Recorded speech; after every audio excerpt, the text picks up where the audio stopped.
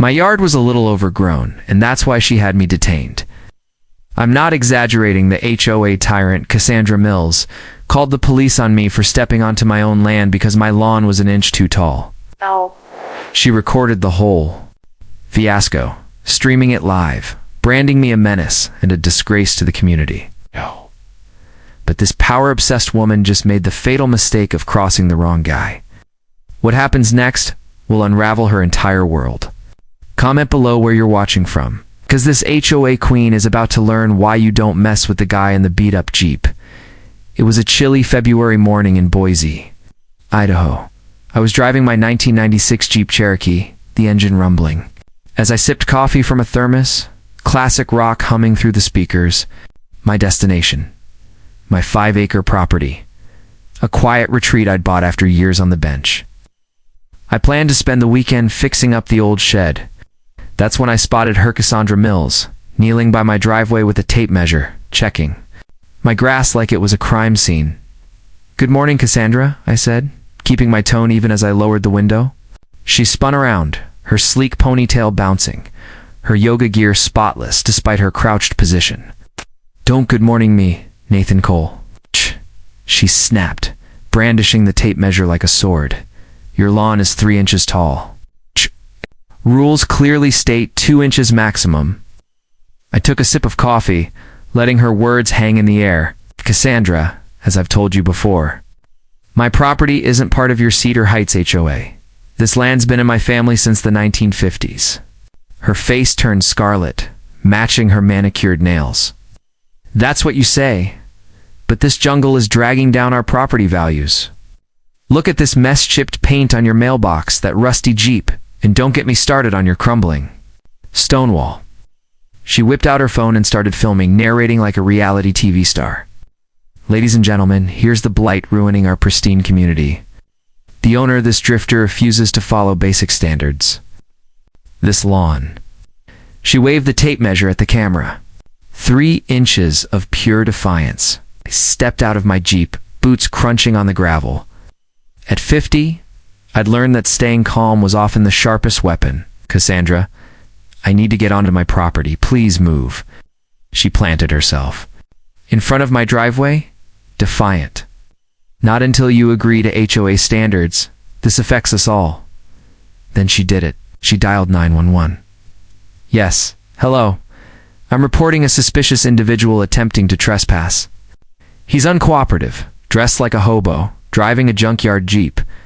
I think he's a threat." She smirked as she gave my address. I stood there, arms crossed, watching this circus unfold. Within 15 minutes, a police cruiser pulled up. I recognized Officer Tara Klein. She'd dealt with Cassandra's complaints before. Tara stepped out, stifling a sigh. "Ma'am, sir, what's the issue?"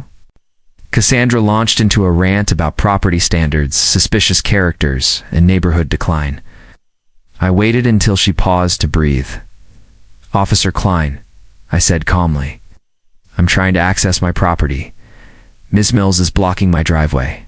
Tara glanced between us, her eyes narrowing as she recognized me.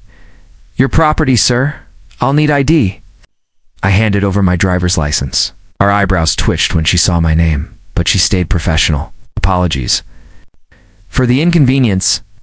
"Ma'am," she turned to Cassandra, "this man owns this land. You need to step aside." Cassandra's jaw dropped. "Judge, that's absurd. Look at him, that Jeep." But she moved, still filming, shouting, "This isn't over, Cole. The HOA will deal with you." My morning was ruined. I couldn't focus on the shed, my mind replaying the absurdity of being treated like a criminal on my own land. An hour later, my phone pinged with an email from Cassandra sent to what seemed like half of Boise.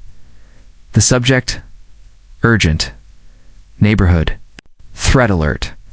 It included screenshots from her video, my license plate clearly visible, captioned, "Refuses to maintain property and hostile to community standards." Then came a certified letter, delivered by a jittery kid, citing an HOA violation, a $250 fine for lawn neglect and public nuisance. I crumpled the letter, my jaw tight. Through my window, I could see the manicured lawns of Cedar Heights. Cassandra's oversized house looming largest. She wanted to play dirty, attacking my peace, my reputation, my rights.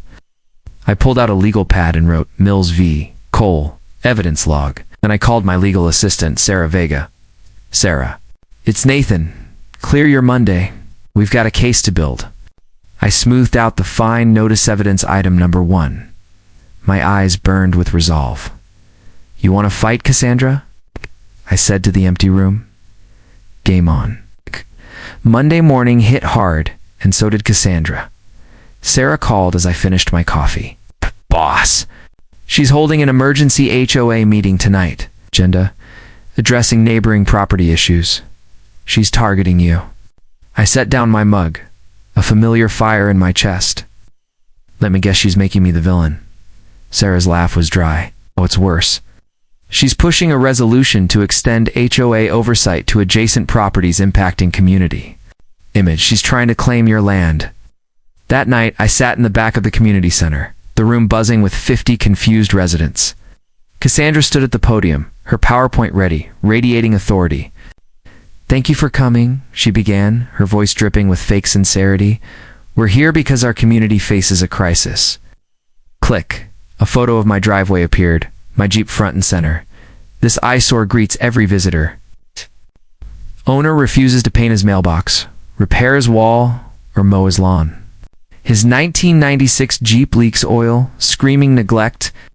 Ellen Carter, my closest neighbor, raised her hand nervously. Cassandra, isn't that property outside HOA jurisdiction? Cassandra's smile was razor sharp. For now, yes. But I propose we expand our covenants to include properties affecting our aesthetic. It's for the greater good. Click. A mock-up of my driveway appeared. Mailbox gleaming, wall rebuilt, lawn manicured. Imagine the potential. The meeting dragged on. With no resolution, past several residents questioned the legality of her plan. I thought it was over. Then Tuesday morning, I found an anonymous letter under my door, on HOA letterhead. Mr. Cole, your refusal to comply is noted. Consider this a warning. Non-conformity has consequences. Paint the mailbox, fix the wall, ditch the Jeep, or face trouble. I showed it to Sarah that afternoon. She frowned. This is borderline criminal harassment, but proving Cassandra sent it. She trailed off. We need more. Then Ellen Carter visited my office, glancing nervously over her shoulder. Judge Cole, Cassandra's been spreading lies about you, calling you a recluse, hinting you're hiding something because of that old Jeep. She did the same to me last year. Fined me $150 for unapproved garden lights. Did you keep records? I asked gently. Ellen nodded. Every email, every fine. She made my life hell inspections, nasty notes, telling neighbors I was problematic. I'm scared of her, Judge. We all are. But seeing what she's doing to you, maybe it's time someone fought back. Wednesday brought escalation. I arrived at my property to find a landscaping crew trimming my hedge on my land. What are you doing? I demanded. The foreman looked confused. Shh. A work order, said the owner approved it. He showed me the paperwork, signed by Cassandra. This is trespassing, I said firmly. Leave now. He did. But half my native sagebrush was gone, hacked to fit her vision. Thursday's mail brought a $400 bill from the landscapers, forwarded by the HOA with a note. Payment due immediately. Future maintenance will incur further charges. That afternoon, Sarah uncovered a bombshell. Nathan, I dug into HOA public records. Look at this.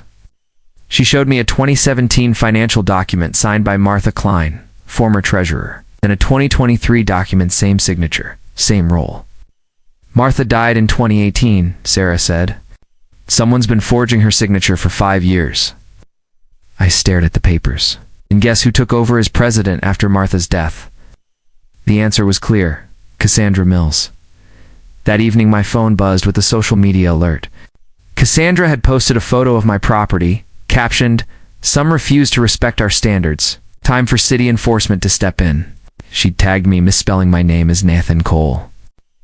Comments were mixed and backed her. Others defended me. One stood out. Cassandra's gone too far. That's Judge Cole's land. He was here before the HOA. I grabbed our evidence stack, forged signatures, the threatening letter, trespassing, paperwork, fake bills. Sarah had found the key to Cassandra's downfall. "You're finished, Cassandra," I whispered, staring at Martha Klein's forged signature. "You just don't know it yet." Friday morning started with a megaphone, blaring at 6:30 a.m. "Attention, residents. This is your HOA president," Cassandra's voice echoed. I stumbled to my window to see her marching with a dozen supporters, signs reading lawn standards now. She chanted, "2 inches or bust," dropping the megaphone mid-sentence, causing a feedback screech. Neighborhood kids filmed, giggling. One zoomed in on my mailbox, now graffitied with slob. In red paint, I walked outside, coffee in hand, keeping my cool despite my fury. Officer Klein was there, looking exhausted. "Morning, Tara," I said. "Noise complaint?" She muttered, "God help me with Ms. Mills." But then louder, "Judge Cole, just keeping the peace." "Ma'am," she turned to Cassandra. "It's 6:30 a.m., tone it down." Cassandra whirled, indignant. "We're exercising free speech. This lawn criminal is ruining our community." Ellen Carter stepped forward, voice quavering but firm. "Cassandra, this is insane. You fined me for lights? Now you're targeting Judge Cole over grass?" Cassandra's tone turned cold. "Careful, Ellen. I still have that complaint about your crooked mailbox." The threat silenced the crowd, but a young resident, Jake, spoke up. "What about when you find my cousin for his offensive yard sign?" Cassandra's grip on her megaphone tightened. "This isn't about petty fines. It's about property values." I sipped my coffee. "Cassandra, know anything about the graffiti on my mailbox?" Her smile was smug. "Vandalism's a crime. But community feedback takes many forms," a kid laughed. "Ms. Mills, there's footage from the corner store camera. Shows everything." Cassandra paled. "I don't know what you're talking about." The kid held up his phone. "Posted. Online? Got 500 views. You directing some guy with the spray paint?" The crowd dispersed, murmuring. Tara closed her notebook. "Judge Cole, file a vandalism report if you want." "Ms. Mills, brush up on harassment laws." Sarah arrived with more dirt. "Nathan, Martha." Klein's signature appears on HOA payments to a contractor, Cassandra's brother's company. $62,000 over 4 years for work never done. I studied the documents, inflated invoices, fake approvals, a dead woman's signature. "She's been skimming HOA funds," I said. Sarah nodded. "And I found buried complaints about her bullying, erased from records after she took over." That afternoon, the city zoning office called. "Judge Cole, we've got a complaint about your property grass height, wall condition, environmental concerns, inspections scheduled." I thanked them calmly. Sarah got the complaint form, signed by Martha Klein, dated last week. A ghost filing city reports. That evening, Ellen and 2 neighbors shared their stories. Fines for wrong, fence colors, late-night inspections, threats to report families for minor infractions. "She smashed my birdhouse," one whispered. Said it was tacky. Our evidence grew. Bank records, forged signatures, recorded threats, vandalism footage. Sarah grinned. "She's documented her own crimes." I looked at the stack. Then at my neighbors, tired of living under Cassandra's thumb. Tomorrow's HOA meeting would be her last stand. I smirked at the vandalism video, Cassandra's face clear as day. "Got you," I muttered, backing up the file. How would I make this her nightmare? Simple. Let her own actions bury her. Saturday's HOA meeting was electric. Word of my evidence had spread. I sat up front, briefcase ready. Cassandra strode to the podium, oozing confidence. "Before we start," I stood, voice steady. "Ow! Let's address the $62,000 elephant in the room." Her smile flickered. "Mr. Cole, you're not on the agenda." I held my ground. "Actually, I am. Item 4, adjacent property oversight. I have concerns about HOA finances, specifically payments signed by a woman dead since 2018. The room buzzed. Ellen clutched her bag, nodding encouragement. I'd shared key findings with her yesterday. Arthur Klein's signatures on documents through last week. Either we've got a ghost or someone's forging. A resident shouted, "Is that why Doe's jumped 25%? Another added, "What happened to our park fund?" Cassandra gripped the podium. "This is sabotage. You're ruining our community." I handed out evidence copies for years of forged signatures, payments to her brother's company, threatening letters, illegal overreach. Board member Tom Rivera stood. "I want originals now." Cassandra's voice cracked. "This is a witch hunt." Ellen spoke up. "You find me for lights," Jake added, "and my cousin for a sign." The room turned on her. "You charged me $75 for fence misalignment." Cassandra pointed at me. "You did this. You and your junky Jeep." She slipped. "I handled everything signatures, fines." She stopped, realizing her error. Tom asked quietly, "Did you just admit to forgery?" Someone laughed. She confessed. Cassandra grabbed her papers and bolted, hissing, "This isn't over, Cole." A teen shouted, "Hey, Ms. Mills, you spelled his name wrong. Online it's Nathan, not Nathan." Laughter broke her. The board voted to suspend Cassandra pending a full audit. Residents thanked me as they left, sharing their own horror stories. But I knew Cassandra wasn't done. That evening, Sarah called. "Nathan, she's lawyered up, claiming you fabricated the evidence. And she's alleging you bribed city officials." I looked at my Jeep, still parked proudly. Let her try. We had originals, death certificates, bank records. Truth was my shield. Sunday morning, I woke to an email from Cassandra, sent to her. "Contact list and local media. Federal judge abuses power to destroy HOA." She claimed video proof of me tampering with HOA property. I grinned. Footage worked both ways. Locked eyes with my reflection, planning my counter. Cassandra thought. She could bully me with lies. She didn't know I'd spent 25 years dismantling liars in court. Monday's city inspection was a circus. Cassandra arrived with a photographer and a small concerned citizens group, waving signs about community pride. The inspector, Greg Patel, looked irritated. "Judge Cole, we're here for alleged violations, lone wall hazards." I handed him a folder. "Before we start, Greg, the complaint signed by Martha Klein, deceased 2018. He blinked, comparing documents. "This is odd." Cassandra swooped in, waving a poster board with photos of my property, marked with fake violation codes. "Section 14.2 demands no such section," Greg cut in. "City codes stop at 13. She pushed on, ranting about my sloppy Jeep and overgrown lawn. I stayed silent, letting her spiral. After an hour, Greg returned. "Cole, no violations. Your land zone rural, fully compliant." To Cassandra, filing false complaints with forged signatures is serious. "I'm reporting this," Cassandra shrieked. "He's framing me. I have video of him at the HOA office." I replied coolly, "I'd love to see it, especially the footage of you orchestrating my mailbox graffiti." Supporter slipped away. Greg sighed. "Ms. Mills, get a lawyer." She spun on me. "This isn't over. I have connections. A Jeep won't look so smug soon." The threat was clear that afternoon. Sarah found more. The HOA audit uncovered. $180,000 in misdirected funds over 6 years. Cassandra's personal renovations. Fake community events. Even a new deck for her house. That evening, she emailed, again, claiming I'd bribed officials, attaching a shoddy deepfake video of me passing envelopes to Greg. Problem. I showed me at City Hall during a week I was in Seattle for a judicial conference, with 400 witnesses. She thought this would fly.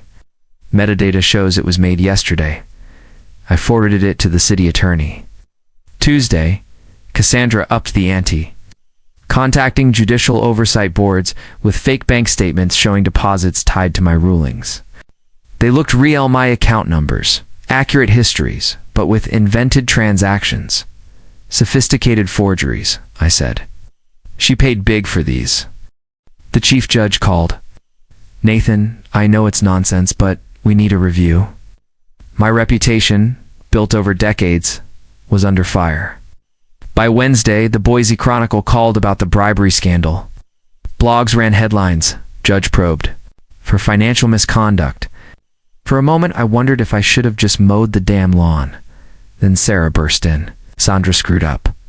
She'd accidentally CC'd Sarah on an email chain about the forged statements revealing payments. To Cybersmith for the fakes. Make the deposits match these rulings, she'd written. I want Cole ruined. Sarah had forwarded it to prosecutors. She'd also traced the deepfake payment $4,000 via PayPal memo. Video 4cm. Thursday, the judicial board dismissed the allegations, citing the email evidence. The chief judge apologized, referring Cassandra for prosecution. That night, she posted unhinged rants about a conspiracy protecting me, promising a smoking gun. Ellen called, worried. I reassured her, quoting my father, "The system bends toward justice. It just takes time." Friday, the tech forger was arrested on unrelated charges and flipped, providing emails, files, receipts. Sarah danced in. It's over, Nathan. Prosecutors say she's facing federal charges. Wire fraud, conspiracy, false statements, cybercrimes. But Cassandra wasn't done. She sent an AI-generated audio of me discussing bribes laughably fake, stitched from my public talks. Desperate. People do desperate things, I told Sarah, exhausted. She'd ruined her life over my lawn and Jeep. That afternoon, Cassandra was arrested high bail, multiple charges. The HOA voted to dissolve. Driving home, I found a USB drive taped to my mailbox with a note, "Not over, Cole."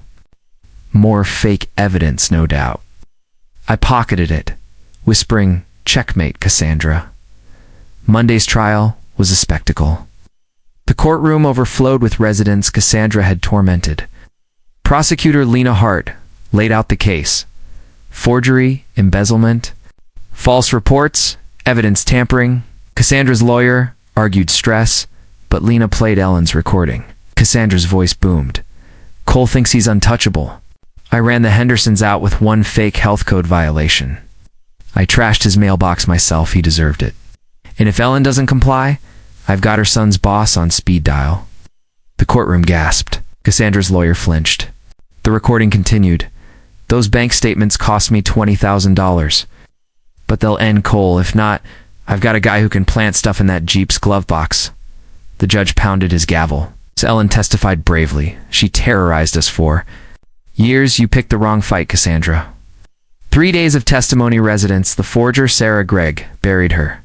Tom Rivera revealed $180,000 in misspent HOA funds, fake projects, personal upgrades. Cassandra testified, crumbling under cross-examination. Yes, I signed Martha's name. It was easier. The money was temporary. Cole deserved it. The jury took 90 minutes. Guilty on all counts: wire fraud, forgery, conspiracy, false statements, evidence tampering.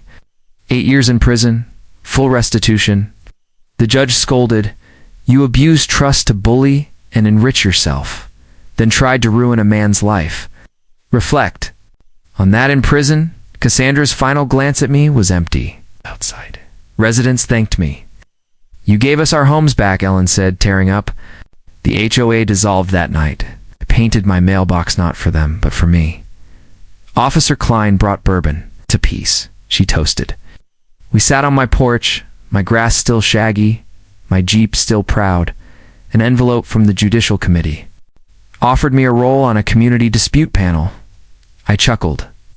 6 months ago, Cassandra called the cops over my lawn. Now she was in prison, her HOA gone, and I was shaping dispute reform. Another Cassandra was out there, but I'd be ready. My grass stayed wild. My Jeep unbowed, a testament to standing firm. Comment the name you'd give the next HOA tyrant Nathan should crush. And subscribe for more tales of justice served. Sometimes the best revenge isn't fighting back, it's letting bullies unravel while you hold your ground.